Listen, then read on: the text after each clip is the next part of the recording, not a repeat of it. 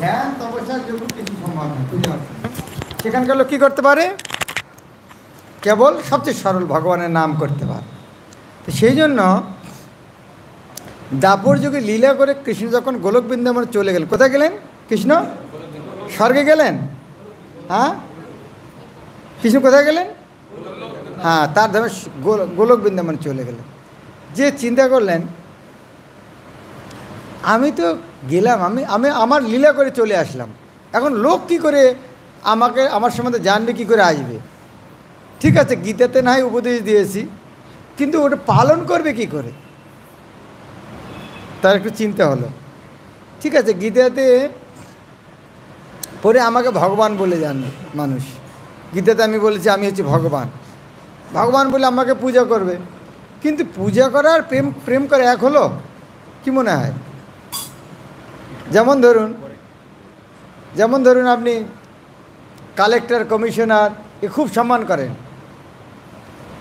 আর বাবা মাকে প্রেম করে, দুটোর মধ্যে একই সম্পর্ক আছে, কোনটা বেশি? তো ভগবান রূপে তো অনেকে প্রণাম করে, কিন্তু ভগবানের সঙ্গে প্রেম করা কারো মাথা ঢুকবে? ভগবানের সঙ্গে প্রেম করা যায়? আরে ওরা তো অনেক বড় লোক, নরেন্দ্র মোদী আমাদের সাথে প্রেম করবে, ভাবা যায়? নরেন্দ্র মোদী আসবে, মালা পরাবো, জয় জিন্দাবাদ করব, কিন্তু প্রেম করা যায়? সেরকম ভগবানকে গীতায় বলছে আমি ভগবান আমাকে, কিন্তু কৃষ্ণ চিন্তা করলেন কিন্তু চিরকাল নাহি করি প্রেম বন্যা, প্রেম ভক্তি দান, ভক্তি বিনা জগতের নাহি অবস্থা। ভগবান যা চিন্তা করলেন, ঠিক আছে অনেক কিছু করে আসলাম, কিন্তু এই যে গিরি গোবর্ধন উঠিয়েছি, এটা দেখে মানুষ কী করবে? সবাই গিরি গোবর্ধন উঠানোর চেষ্টা করবে যে ভগবান কাছে আমি ওটা করি। কী শিখলো তাহলে এতে থেকে? বৃন্দাবনে আমি রাসলীলা করলাম, এটা তারা কী শিখবে? চিন্তা করলেন না, তাহলে আমাকে আর একবার যেতে হবে। হ্যাঁ, সে যে কলিযুগে তিনি আবার আসলেন। উনি জানতেন কলিযুগে লোক এত বদমাস, নকল করা খুব পটু। ভারত বিশেষ করে বাংলার লোকেরা নকল করতে মানুষ ঢুকে দেবে আর একটা মানুষ বানিয়ে দেবে নকল করে, বাংলার লোকেরা এত পটু। তো ভগবান জানতেন এরা নকল করার ওস্তাদ।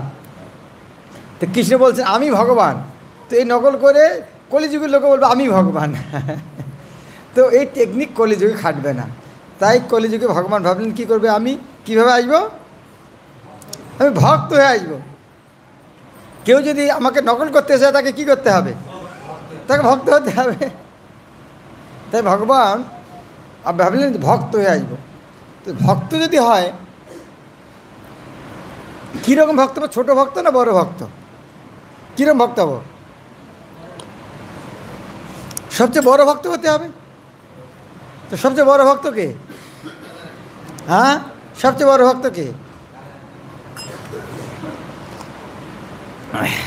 একটা বাবা 10টা বাচ্চা আছে, একটা বাচ্চাকে নিয়ে সবসময় ঘোরে, যে জায়গায় যায়। কোন বাচ্চাটা সবচেয়ে ভালো? যাকে সব জায়গায় যায়। কৃষ্ণের অনেক ভক্ত আছে, কিন্তু কৃষ্ণ কার সঙ্গে সবসময় থাকে? কৃষ্ণের ছবি কার সঙ্গে দেখা যায়?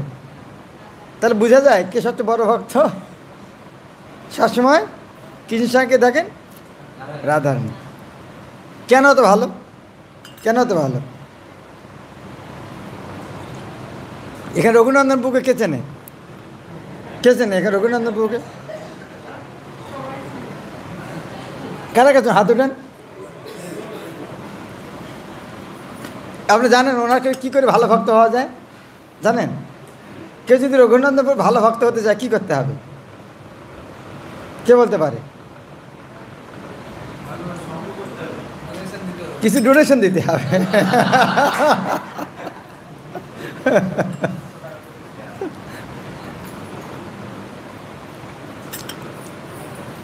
ডোনেশন না, আমি রসিকতা করলাম। ভালোবাসার লক্ষণে তার জন্য কিছু করা। আমার একটা মনে পড়ে, আমি যখন কলেজে পড়তাম এবার অসুস্থ হয়েছিলাম, টনসিলের অপারেশন হলে 4-5 দিন হসপিটালে ছিলাম। বন্ধু বান্ধবীরা প্রতিদিন খাবার নিয়ে আসতো। হোস্টেলে থাকতো, সেই কথা বলছি, বাবাকে খবর দিইনি। তো বন্ধু বান্ধবেরা সকাল দুপুর রাত বারবার প্রসাদ নিই, প্রসাদ তো ছিল না তখন, বুঝতাম না প্রসাদ, খাবার নিয়ে আসতো। কী কী আইটেম ছিল নাম এখন বলা যাবে না। তো কিন্তু আমি ওদের আজ পর্যন্ত ভুলতে পারিনি। জীবনে অনেক জায়গায় অনেক কিছু খেয়েছি এবং ওদের নামও লিস্ট করে রেখেছিলাম। অমুক দিন সকালবেলা কে খাবার নিয়ে আসলো, দুপুরে কে নিয়ে আসলো, সন্ধ্যার সময় কে নিয়ে আসলো। জীবনে কত জায়গায় খেয়েছি, কিন্তু সেগুলো কোনোদিন লেখিনি। ওর ডায়েরির মধ্যে লেখা ছিল কোন দিন কে খাওয়া নিয়ে আসলো। তাই সেবা করলে তার কথা কেউ ভুলতে পারে না। তাই রাধারানী সবচেয়ে বড় ভক্ত কেন? সব সময় কৃষ্ণের সেবা করে। তাই চৈতন্য মহাপ্রভু রাধারানীর মতো ভক্তি শেখাতে আসলেন আমাদেরকে।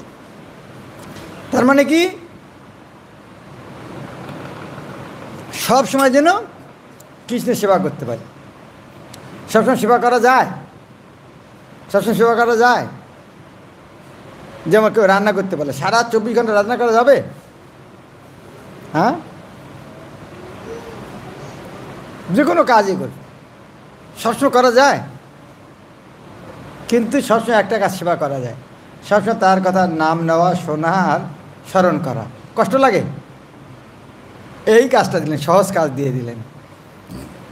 ভগবানের নাম করো, ভগবানের নাম শোনো, চিন্তা করো, বাস। নাচো, গাও আর খাও, বাস, আর কিছু নেই। সহজ কাজ দিলেন। চৈতন্য মহাপ্রভু তিনি ভাবলেন এই কাজটা তো একাই হবে না, সেই জন্য তিনি কৃষ্ণ ভাবলেন এই কাজটা একা হবে না, আমি যাব, আমার সাথে বড় ভাই বলরামকে নিয়ে আসবো। তো কৃষ্ণ আসলেন চৈতন্য মহাপ্রভু রূপে, বলরাম আসলেন নিত্যানন্দ প্রভু রূপে। নামটাই দেখুন, নিত্য আনন্দ, নিত্যানন্দ। আর বলরাম, নিত্যানন্দ, বলরাম। বলরাম মানে কি? রাম মানে কি? রাম মানে কি? আনন্দ, আরাম। আরাম শব্দটা কোথা থেকে আসছে? তা রাম মানে আনন্দ। তাহলে বলরাম যিনি সবসময় আনন্দ থাকে, সেই জন্য ওনার নাম কলিযুগে কী হলো? নিত্য আনন্দ, নিত্যানন্দ। আর রাধারানী ভাবলেন আচ্ছা কৃষ্ণ নাকি প্রাণ এবার আমার রোল প্লে করবে, যে তাহলে আমাকে যে দেখতে হবে কি করে আমার ড্রামা করে, তো আমাকে একটু দেখা উচিত। আমার ভূমিকা নাকি পুরুষ লোক হয়ে নাকি মহিলার লোক রোল প্লে করবে, দেখা যাক, আমি যাই। পুরুষ লোক যদি মহিলা রোল করে, তাহলে আমিও মহিলা, আমি পুরুষ হয়ে যাব। আমি দেখতে যাই কী করে। সে তো গদাধর রূপে আসলেন। আর এ কথা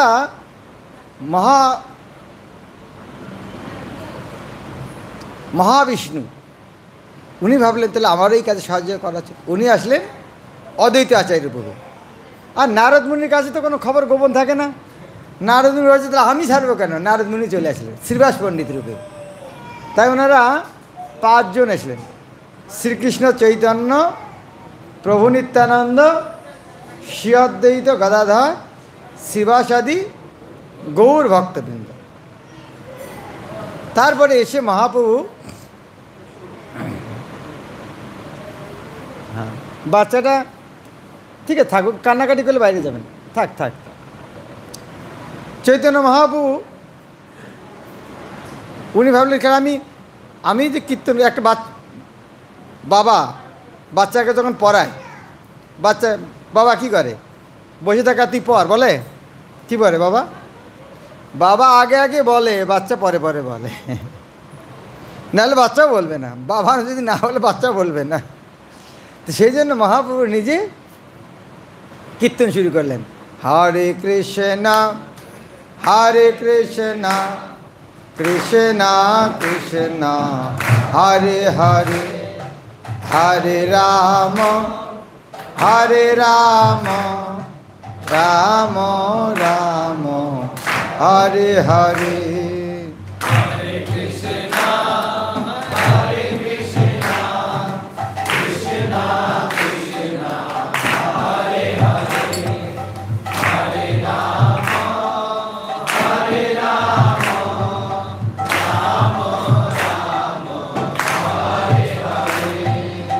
দেখুন আজকে পানিহাটি মন্দির 10 বছর হয়েছে। কোথায় বাড়ি, কোথায় তোমার? আগরপাড়া। কত দূরে? একটা স্টেশন।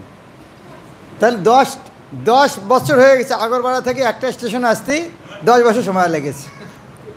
কলিযুগের এই অবস্থা, তবু তো এসেছে 10 বছর। অনেকে এখনো আসেনি।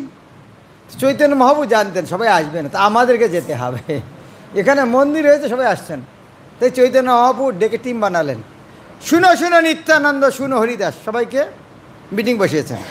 আমার সঙ্গে বলুন মহাপ্রভু কী বলছে সেটা বলুন। শুনো শুনো নিত্যানন্দ, শুনো হরিদাস। সবাই বলছেন কি এটা? দেখছি আমি কে বলছি না বলছেন। শুনো শুনো নিত্যানন্দ, শুনো হরিদাস। আপনারা শুনতে চান সেটা কি বলছে মহাপ্রভু? হ্যাঁ, সর্বত্র আমার আজ্ঞা করহ প্রকাশ। আমি একটা আদেশ দিচ্ছি, সবাইকে যাই বলো। কি সেটা? প্রতি ঘরে ঘরে গিয়া করো এই ভিক্ষা। বলো কৃষ্ণ ভজ কৃষ্ণ, করো কৃষ্ণ শিক্ষা।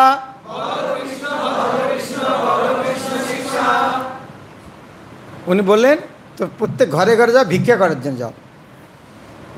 এ শুনলে লজ্জা লাগে না? ভিক্ষে করতে যাও। কারা কারা ভিক্ষে করতে চান?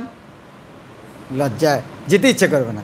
কিন্তু যদি বলে তুমি এই কাজ করো, আমি তোমাকে 1 কিলো সোনা দেবো, আর প্রত্যেক ঘরে যাবো, আমি ভিক্ষা চাই, তোমার আমার কাছ থেকে নেও। কারা কারা যেতে চান? এরকম ভিক্ষা কারা কারা করতে চান? এটা ভালো নয় যে আমি ভিক্ষা চাই। কি আমি ভিক্ষা চাই? আমার ঘরে সোনার একটা পাহাড় হয়ে আছে, ঘরটা সাফাই করা দরকার, আমি 1 কিলো সোনা আমাদেরকে দিতে চাই, আপনার নেন, আমি এই ভিক্ষা চাই। কারা কারা এই ভিক্ষা দিতে চান? এই ভিক্ষা লজ্জা লাগবে? আমার কথা বুঝে গেল কি? কারা বুঝতে পারেনি হাত উঠা দেখি। তাহলে এই ভিক্ষাতে লজ্জা লাগবে? কারো বাড়িতে 1 কিলো সোনা দেওয়া কার লজ্জা লাগবে? হাত উঠাও। তাহলে মহাপ্রভু এইরকম একটা বললেন যে সবাই হরে কৃষ্ণ মহামন্ত্র করো। 1 কিলো সোনার চেয়ে দামি জিনিস। 1 কিলো সোনা দিয়ে কী হয়? কিন্তু হরে কৃষ্ণ মহামন্ত্র কীর্তন করলে এই জগতে আনন্দ থাকা যায়, মৃত্যুর পর ভগবত ধামে যাওয়া যায়। তো সেই জিনিসটা বললেন ঘরে ঘরে যেয়ে দাও। যারে দেখো তারে কহ কৃষ্ণ উপদেশ, আমার আজ্ঞায় গুরু হইয়া তারও এই দেশ। যাকে দেখবে তাকে বলো হরে কৃষ্ণ, বলো হরে কৃষ্ণ হরে কৃষ্ণ কৃষ্ণ হরে হরে, হরে রাম রাম রাম হরে। এই আমার এই আদেশে সবাইকে উদ্ধার করো। কি উদ্ধার?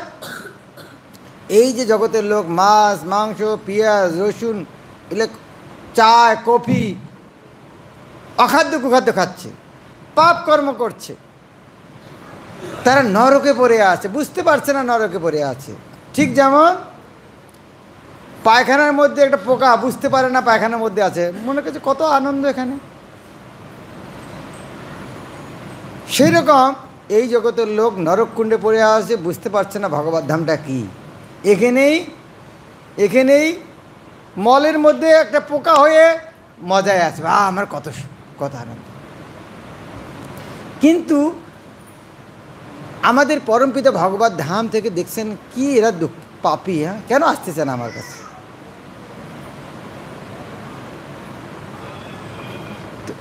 এই যে জিনিসটা মহাপ্রভু বললেন তোমরা খালি হরে কৃষ্ণ বলো, এটা সবাইকে বলো, সবাই এই অবস্থা থেকে উদ্ধার হয়ে ভগবত ধামে যাবে, ভবসাগর পার হয়ে যাবে। এত সহজ। কেউ বলতে পারে হরে কৃষ্ণ মহামন্ত্র করলে কি হবে?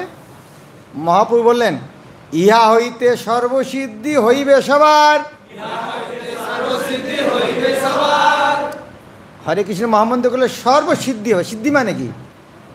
সিদ্ধি মানে কি? কার কার ভাত রান্না করে? কার কার ভাত রান্না করে? না হোটেলে খায় সবাই? ভাত রান্না করে কখন পর্যন্ত ভাতটা হয়ে গেছে কখন বোঝা যায়?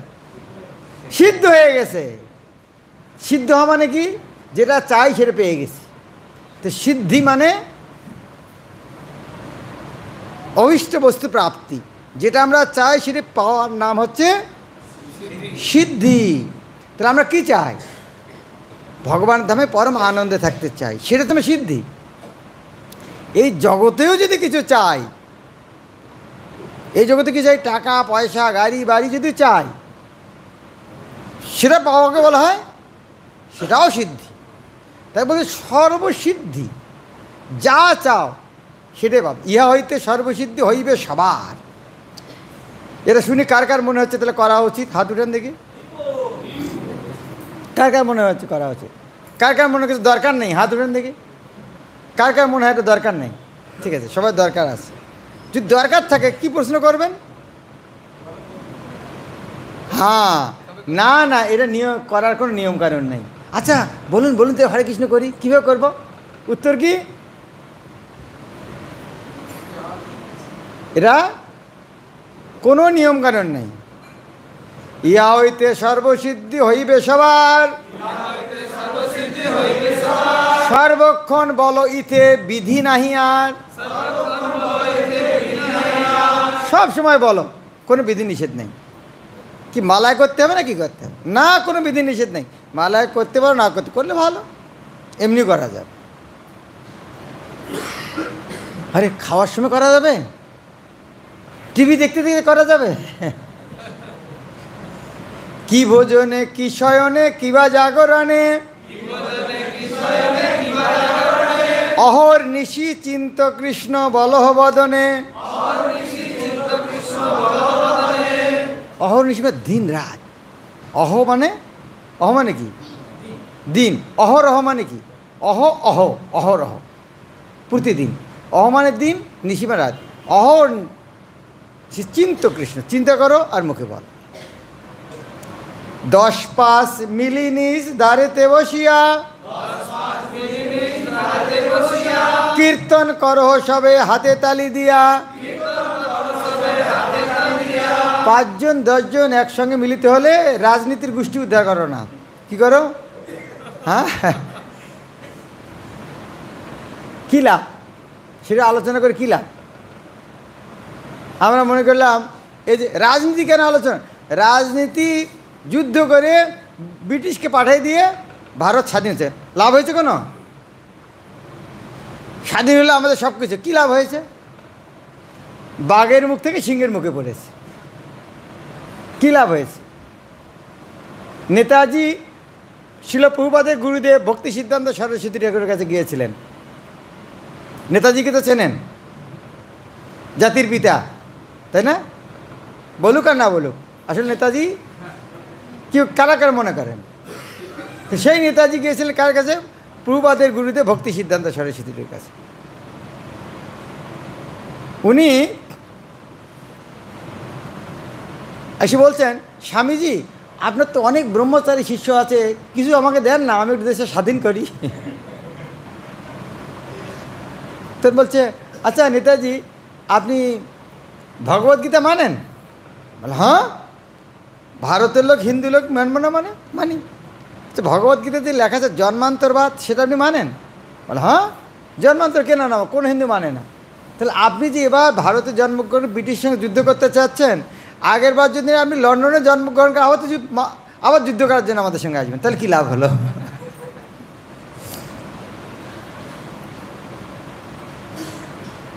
প্রভুপাদ সে সম্বন্ধে বলেছেন যে ভারতের লোক লন্ডনের সঙ্গে যুদ্ধ করতে গিয়েছে, কিন্তু আমার গুরুদেব ভক্তি সিদ্ধান্ত সরস্বতী ঠাকুর ওদেরকেও কৃপা করতে চান, আমার তার শিষ্য থেকে পাঠিয়েছেন লন্ডনে যাও, ওদেরকে ভক্ত বানাও। কত কৃপালু! তাহলে 5 জন 10 জন একসঙ্গে হলে কী করা উচিত? কীর্তন করা উচিত। আর সন্ধ্যা হলে এদিক ওদিক ঘোরাফেরা না করে টিভির সামনে না বসে কী করা উচিত? সন্ধ্যা হইলে আপনার দ্বারে সবে মিলি, কীর্তন করো সবে দিয়া করো তালি। এই মতো নগরে নগরে সংকীর্তন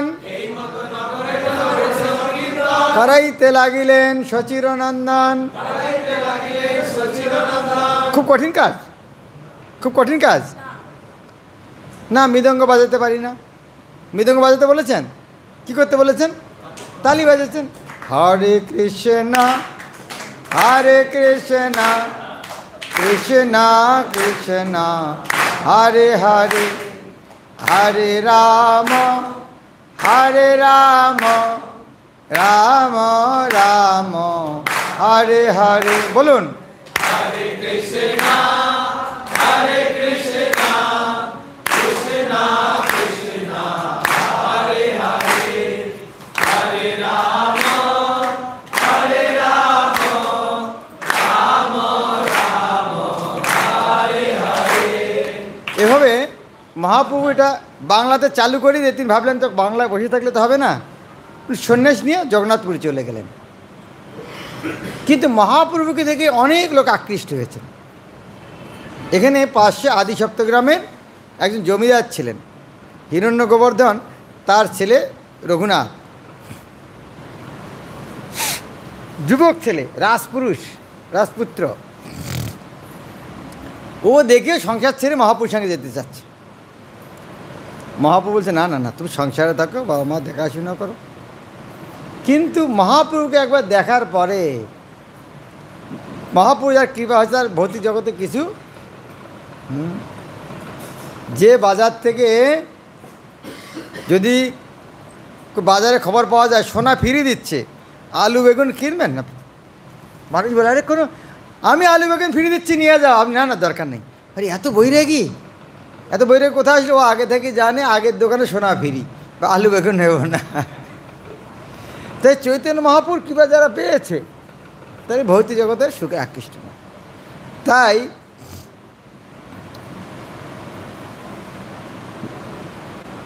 বাবা মা যেতে দিচ্ছে না, জমিদার একমাত্র সন্তান, রাজা, জমিদার মা রাজাই, 500 বছর আগের কথা।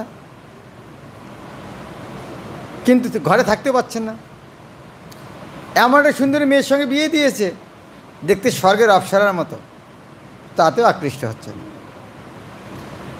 হ্যাঁ, বাবা মা বলছে শিকল দিয়ে পা বেঁধে রাখো।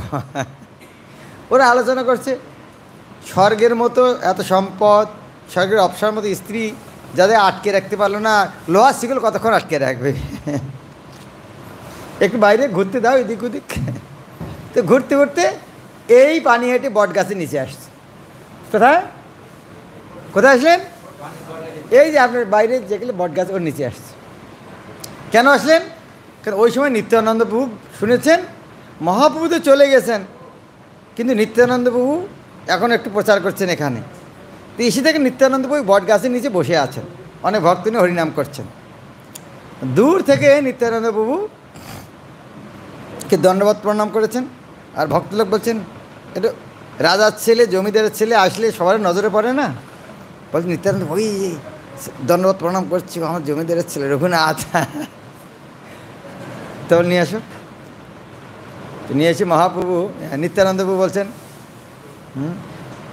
তোমাকে আমি সাজা দেবো, তুমি আমার কাছে আসোনি এতদিন, তোমার শাস্তি হচ্ছে আমার যেই ভক্তগণ আছে তোমাকে চিরাদধি খাওয়াতে হবে। এটা হচ্ছে তোমার পানিশমেন্ট। এ শুনে তো খুব আনন্দ পেয়েছে মহাপুরুষ, নিত্যানন্দ প্রভু সেবা করার সুযোগ দিয়েছে। তো বলছে ঠিক আছে, লোকজন বলছে যার যত আছে নিয়ে আসো। এই খবর গ্রামে গঞ্জে ছড়িয়ে পড়ছে, হাজার হাজার লোক এসেছে। উপরে জায়গা নেই, নদীর মধ্যে নেমে বুক জলের মধ্যে নেমে সবাই মাটির পাত্র দিয়েছে, 2-3টে করে মাটির পাত্রে খাচ্ছে। দূর দূর থেকে যারা কি মিষ্টির ব্যবসা করে, ওদের কী বলে আগে, এখন করে কি, এখন তো আমরা ছোটোবেলায় গ্রামে গ্রামে ভারে করে নিয়ে দই আর মিষ্টি, একটাতে দই একটাতে মিষ্টি ইয়ে নিয়ে যেত। আমরা একটু ধান চাউল দিয়ে, হ্যাঁ, একবার আমার ছোটো বোন, তো বয়স কত 3-4 বছর, ও আসি বলছে মা বলেছে তোমার মিষ্টি খেতে বলছে, ও খেয়ে নিচ্ছে। তো ও বসে আছে, বলে তোমার তুমি নাকি বলেছো না বাচ্চাকে, তো খেয়ে নিচ্ছে, তাও পয়সা দাও। তো এইভাবে কী বল ময়রা বলে না। তো যারা দূর দূর থেকে শুনেছিল যে এইরকম রঘুনাথ দাস এইরকম করছে, তো আজকে বিক্রি করার একটা সুযোগ, যেমন মায়াপুরে গৌর পূর্ণিমাতে তাই বিক্রি করার একটা সুযোগ। দূর দূর থেকে যত লোক এসেছিল সবাই বিক্রি করতে আসছে, খাবে কত? যারা বিক্রি করতে আসছে ভাই তোমার দাম কত? এত টাকা, ঠিক আছে টাকা দাও, আর বসে বসে তুমি ওটা খাও। এইভাবে লক্ষ লক্ষ লোকের ভিড় হয়েছে। এই খবরটা অনেক ছড়িয়ে পড়েছে। তারপর এই উৎসবটা চলতে আসে এবং ইস্কন আসার পরে এই উৎসবটা আরও ফেমাস হয়ে গেছে। এবং শাস্ত্রে যেহেতু লেখা আছে, পৃথিবীর অন্য অন্য জায়গার লোক এ কথা শুনেছে যে এভাবে নিত্যানন্দ প্রভু কাউকে যদি দণ্ড দেয় সেটা আশীর্বাদ হয়। কেউ যদি ওই দিন চিরা যদি কেউ কাউকে খাওয়ায়, কেউ যদি খায়, নিত্যানন্দ প্রভু গৌরাঙ্গ প্রভুর কৃপা লাভ হয়। সেই জন্য পৃথিবীর সব জায়গায় পানিহাটি চিরা যদি মহোৎসব আচ্ছা। হ্যাঁ, কয়েকদিন পরে 3 মাস পর, হ্যাঁ জুন মাসের 20, তাহলে ফেব্রুয়ারি গেল, March April May June, March April পুরো 4 মাস আছে। এখানে একদিনের উৎসব, কিন্তু ইস্কনের ভক্তরা একদিন উৎসব করে আনন্দ পায় না, 7 দিনের উৎসব। হ্যাঁ, কেবল খাওয়ার উৎসব। তো এই কৃষ্ণ ভবনের আন্দোলন এত আনন্দময়, এই আনন্দ ছাড়া আর কিছু নেই। মানুষ চাকরি করে টাকা নিয়ে কী করে? 7 দিন কাজ করে, রবিবার কোথায় যায়? ক্লাবে যায়, নাচে, গায় আর খায়। সারা টাকা ইনকাম করে এই 3টে কাজের জন্য। আর ইস্কন মন্দির আছে ওই 3টে কাজে করে, টাকা লাগে না, আর ফ্রি। তো কোনটা ভালো? মানুষ টাকা দিয়ে নাচ গান খাওয়া করে, আর ইস্কন মন্দিরে এই কাজটা ফ্রি। যে কেউ যদি এই কাজটা করে ইস্কন মন্দিরে, আমি গ্যারান্টি দিচ্ছি নাচবে আর গাবে, তার জন্য খাওয়া ফ্রি। যে কোনো ইস্কন মন্দিরে যান, সারাদিন নাচুর আর গান, আপনারা যদি খাওয়া ফ্রি না দেয় আমার কাছে বলবেন যে আমি সারাদিন নাচলাম গাইলাম, আমার খেতে দিল না। তো প্রভুপাদ এই জন্য ইস্কন মন্দির বানিয়েছেন, যাও কেবল নাচো গাও খাও আর ভগবত ধারে যাও, বাস। হরে কৃষ্ণ কৃষ্ণ কৃষ্ণ হরে হরে, হরে রাম রাম রাম হরে। শিল প্রভুপাদ কি, গৌরীদায় কি, পানিহাটি চিরাজয়ন্তী মহোৎসব কি, স্বামী গৌর ভক্তবৃন্দ কি, গৌর প্রেমানন্দে। হ্যাঁ, এখানে এই পানিহাটির মাহাত্ম্য অনেকে জানে না। পানিহাটি কি? এই পানিহাটির মাহাত্ম্য এই ইস্কন মন্দির থেকে একটা সুন্দর শ্রীপাঠ পানিহাটি ইতিকথা। এই পানিহাটি যে এত ফেমাস, সারা পৃথিবীর লোক জানে কি উৎসবের জন্য, কেন হলো, কেন বিখ্যাত হলো, আরও কী কী আছে, মহাপ্রভুর কোন কোন পার্শ্বদ কোন কোন লীলা করেছে, আশেপাশে আর কোন কোন ধাম দর্শন করা আছে, এই মন্দির থেকে কত দূরে, সমস্ত বিস্তারিত খবর এর মধ্যে আপনারা পাবেন, সচিত্র ছবিসহ। মূল্য কত? এটা তো 150 টাকা, বাইরের বই তো পাওয়া যাবে না, এত সুন্দর কাভার আর হোয়াইট পেজ। ঠিক আছে, মন্দির তরফ থেকে ছাড়, 150 টাকা মাত্র। হরে কৃষ্ণ। হ্যাঁ, এই বই এখানে বুক টিপের সমস্যা পাওয়া যায়, যখন আপনাদের দরকার গ্রহণ করতে হবে। হরে কৃষ্ণ। শিল প্রভুপাদ কি যায়, গৌর প্রেমানন্দ।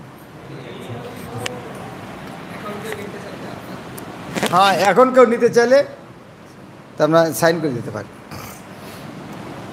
কেউ কি নিতে চায়, মহারাজ সই করে দেবেন, হস্তাক্ষর। কলম দাও।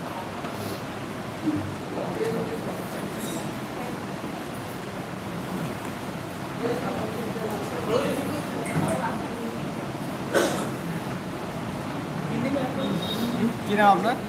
শ্রীরামগুপ্ত। শ্রীরামগুপ্ত। হ্যাঁ।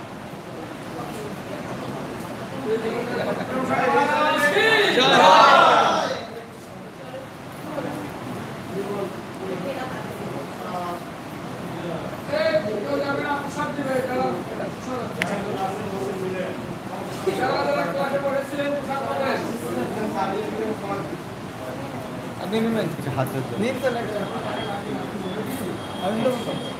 কি নাম?